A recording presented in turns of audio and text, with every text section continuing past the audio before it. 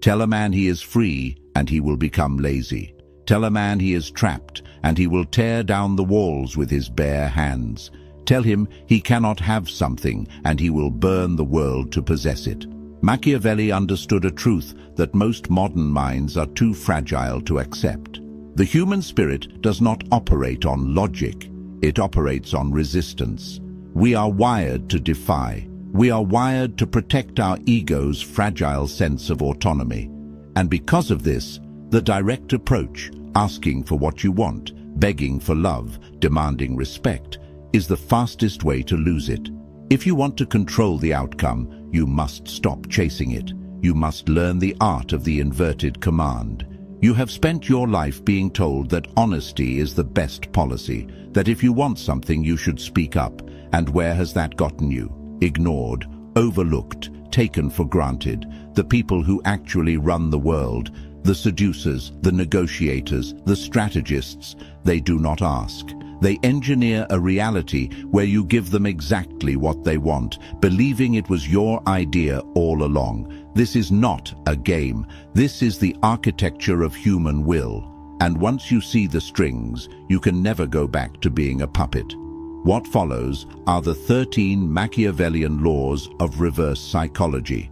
These are not parlor tricks. These are psychological weapons designed to disarm the ego, bypass resistance, and trigger the deep, instinctual drives of those around you. But a warning. To use these laws, you must first master the hardest person in the room, yourself.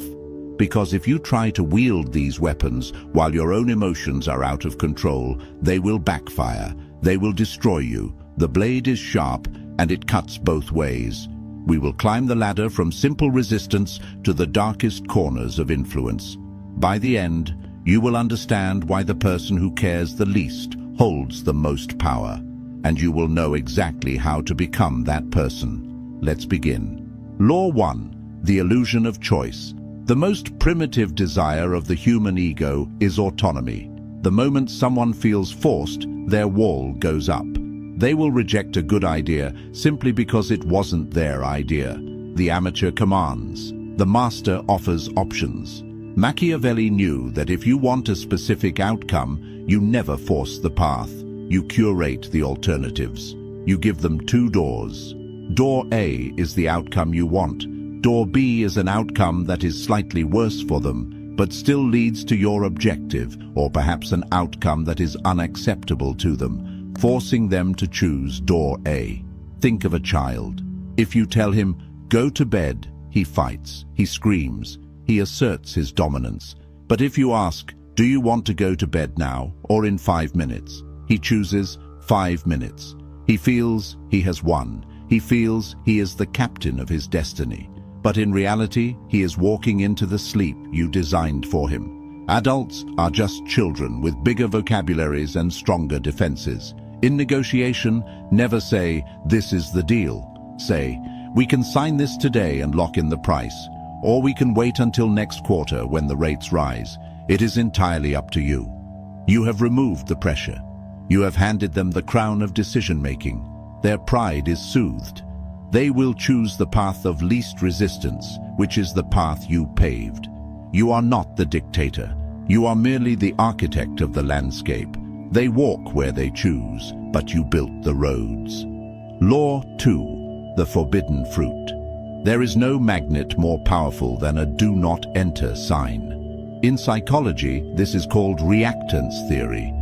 When our freedom is threatened, we experience a visceral state of arousal to regain it. We want what is scarce. We want what is denied. We want what is behind the velvet rope. If you want someone to obsess over an idea, do not sell it to them. Forbid it. Frame it as something too advanced, too risky, or exclusive. If you want someone to pursue you, do not offer yourself on a platter. That is cheap. That is common, and common things are treated with indifference. Instead, create a barrier. "I don't think we would work out. We are too alike. You probably shouldn't watch this video. It's too disturbing for most people." Watch what happens in your own mind. You leaned in, didn't you? The moment you tell someone you can't, Their ego screams, "Watch me." They will work harder to qualify themselves to you than they ever would have if you had asked for their attention. By disqualifying them, you force them to chase your validation. You flip the script. You are no longer the seller, you are the prize. Law 3.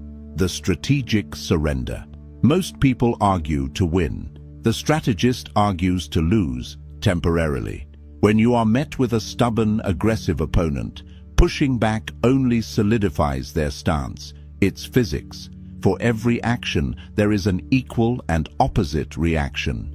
If you push, they push. So stop pushing. Pull. Machiavelli advised that sometimes, to conquer an enemy, you must first agree with him. When someone attacks you or your idea, do not defend. Agree. Amplify their point. Take it to its absolute logical extreme until it becomes absurd, or simply accept their premise with total calm. You're right. My plan is risky. We probably shouldn't do it. It might be better to stay exactly where we are and change nothing. Watch their eyes. They are braced for impact, ready for a fight. When you surrender, they lose their balance. They fall forward. Suddenly, they are the ones arguing against their own caution. Well, I didn't mean we should do nothing. By removing the resistance, you force them to fill the void. Often they will start arguing your side just to restore equilibrium. To master reverse psychology is to understand that you do not need to be the one driving the car. Sometimes you take your hands off the wheel, knowing the alignment will pull it exactly where you want to go. Law 4. The void of silence. We live in a world of noise. Everyone is broadcasting, explaining, justifying. Silence has become the most expensive commodity on earth. And because it is rare, it is terrifying. When you explain yourself, you deplete your power. You give others data to analyze, to critique, to dismantle. The Machiavellian knows that the less you say, the more intimidating you appear. Use silence as a vacuum. When you ask a question and get a half-truth in response, do not speak. Do not fill the awkwardness. Look them in the eyes and wait. The human mind abhors a vacuum. It panics in silence. It assumes the silence means you know something they don't. It assumes you are judging, calculating. To relieve that tension, they will talk. They will reveal the truth. They will bid against themselves. They will offer concessions they never intended to make, just to break the spell of your quiet. Silence is not empty. It is heavy. Learn to let it hang in the room until it crushes the will of the opposition. Law 5. The mirror of narcissism. Everyone is the protagonist of their own movie.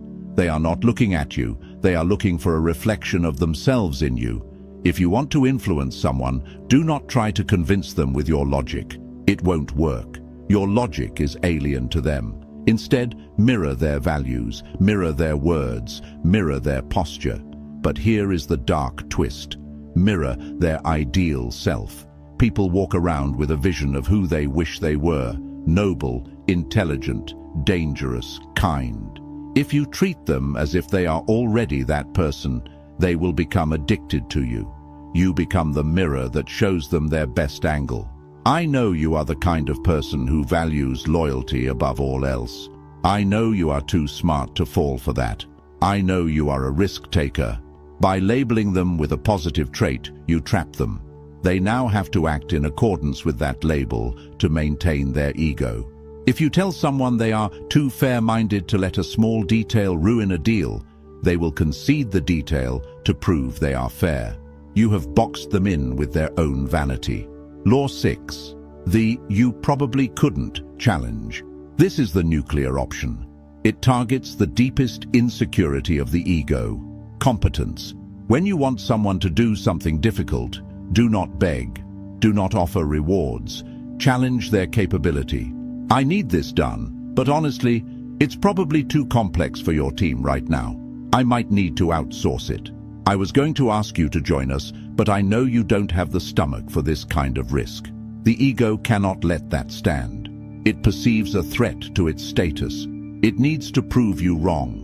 They will take on the burden, the risk, and the work, just to restore their sense of superiority.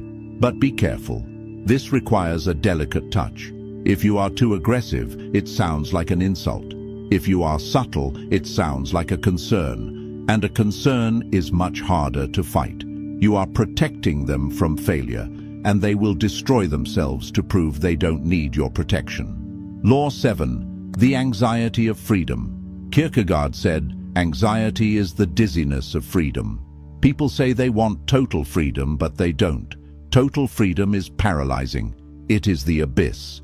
When you tell someone, "Do whatever you want, I don't care," you are not liberating them. You are terrifying them. In relationships, the partner who demands knowing where the other is at all times is the weak one. The partner who says, "Go, have fun, do whatever you like," is the one in control. Why? Because by granting total permission, you remove the thrill of rebellion. If nothing is forbidden, nothing is exciting. Furthermore, your lack of possessiveness signals that you are not afraid to lose them. And that is terrifying. It signals that you have options, that you are secure, that you are the prize. Suddenly, they are not thinking about the freedom you gave them. They are thinking about why you gave it so easily. They will stay close, not because you forced them, but because they are afraid of drifting too far from your indifference. Law 8. The false weakness. Machiavelli wrote that it is sometimes useful to feign foolishness, to appear slower, duller, or more naive than you actually are. When you appear sharp, aggressive, and perfect, people put their guards up. They compete with you. They try to tear you down. But when you appear slightly flawed, slightly confused, or in need of help, they relax. They lower their shields. Their ego swells. They want to help you, to correct you, to teach you. I'm not sure I understand how this works. Could you explain your strategy again? In their eagerness to show off their intelligence, they will reveal their hand. They will give you the information you need. They will underestimate you. And there is no greater advantage in war than being underestimated. Let them think they are the cat playing with the mouse. By the time they realize you are the lion, their throat is already exposed. Law 9. Constructive pessimism. We live in a culture of toxic positivity. You can do it. Believe in yourself. It's noise. It's cheap. Sometimes, the best way to motivate someone is to agree with their doubt. When someone says, "I don't think I can do this," do not say, "Yes, you can." Say, "You're right. It's going to be incredibly hard. Most people would quit. It might not be worth the pain." This does two things. First, it validates their feelings, creating instant rapport. You are the only one not gaslighting them with false hope. Second, it triggers the fighter instinct. By painting the reality as dark and difficult, you make the success meaningful. If you say it's easy, failure is shameful. If you say it's nearly impossible, failure is expected. But success becomes heroic. People do not want easy wins. They want to slay dragons. Stop handing them safety scissors and telling them they are warriors. Point at the mountain, tell them they probably won't make it, and watch them start climbing. Law 10. The implanted idea. The most powerful idea is the one the subject thinks is their own. If you tell someone what to do, it is a command. If you lead them to the conclusion and let them say it, it is a revelation. This requires patience. You drop crumbs. You ask leading questions. You highlight a problem but offer no solution. You let the silence sit.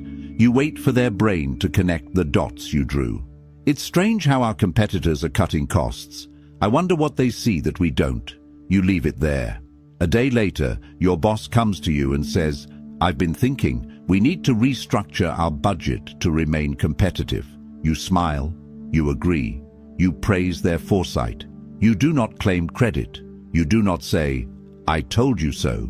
The credit is the price you pay for the control. Let them wear the crown, as long as you are the one whispering the decrees. Law 11. The contrast principle. The human brain cannot evaluate things in isolation. We only know if something is expensive, heavy, or reasonable by comparing it to something else.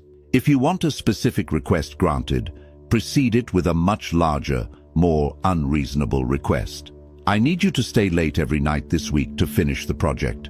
No way, I can't do that. Okay, I understand. Can you at least give me 2 hours tonight so we don't fall too far behind? Okay, I can do tonight. If you had asked for tonight immediately, they might have hesitated. But compared to every night, tonight feels like a relief. It feels like a concession you made. They feel they won the negotiation. Always anchor the negotiation in the extreme. Define the battlefield so that the middle ground, where you actually want to be, looks like a sanctuary. Law 12. Controlled incompetence. This is a specific subset of false weakness, used often in relationships and hierarchies. If you do something too well, you will be punished with more of it. If you fix the printer once, you are the IT guy forever. If you are the responsible one in the relationship, you will carry the mental load until you break. Sometimes the most Machiavellian move is to fail deliberately, to be clumsy, to forget, to do the task so poorly that you are never asked to do it again. This is weaponized incompetence. It forces others to step up. It protects your time. It filters out the tasks that do not serve your ultimate purpose. Do not be the hero who catches every falling plate. Let a few smash. The sound of breaking glass is often the only thing that wakes people up to your value. Law 13. The withdrawal. The final law. The most potent. We value what we might lose. You can be charming, skilled, beautiful, and intelligent. But if you are always available, you are worth nothing. The economic law of supply and demand applies to the human soul. If you feel you are being taken for granted, do not complain, do not argue, disappear, pull back your energy, take longer to reply, be less enthusiastic, cancel a plan, create a void where your validation used to be. This sudden withdrawal triggers a primal panic in the other person. Have I lost them? What changed? They will chase. They will overcompensate. They will suddenly realize how much space you occupied in their life now that there is a hole in it. But this must be done without anger. If you withdraw with anger, it is a tantrum. If you withdraw with indifference, it is power. It signals that you are perfectly fine without them. And that is the only signal that commands true respect. Now, pause, take a breath. You are listening to this and you are thinking about how to use these laws on your boss, your partner, your enemies. You are imagining the strings you will pull, but you are missing the point. Why do you feel the need to control them? Because you feel out of control. The need for manipulation comes from fear. Fear of abandonment, fear of insignificance, fear of the chaotic, unpredictable nature of other human beings. You want to use reverse psychology as a shield, a way to guarantee outcomes in a world that offers no guarantees. But here is the catch, the paradox. You can only wield these laws effectively if you do not need them. Think about it. The person who is truly detached, who is truly secure, who truly doesn't care if they get the deal or the girl, they naturally apply all these laws without trying. They are scarce because they have a life. They are mysterious because they don't need to overshare for validation. They let others choose because they aren't afraid of the choice. The technique is just an imitation of the mindset. If you use these laws as a desperate trick to get someone to love you or respect you, they will smell the stench of your neediness. You cannot fake detachment for long. The mask will slip. So, the ultimate reverse psychology is on yourself. You must convince yourself that you do not need the outcome. You must build a life so rich, a mind so fortified, a purpose so clear that the rejection of others is simply data, not a wound. When you stop needing the world to applaud you, the world starts chasing you. So, here is your task. Do not try to use all 13 laws tomorrow. You will look like a psychopath.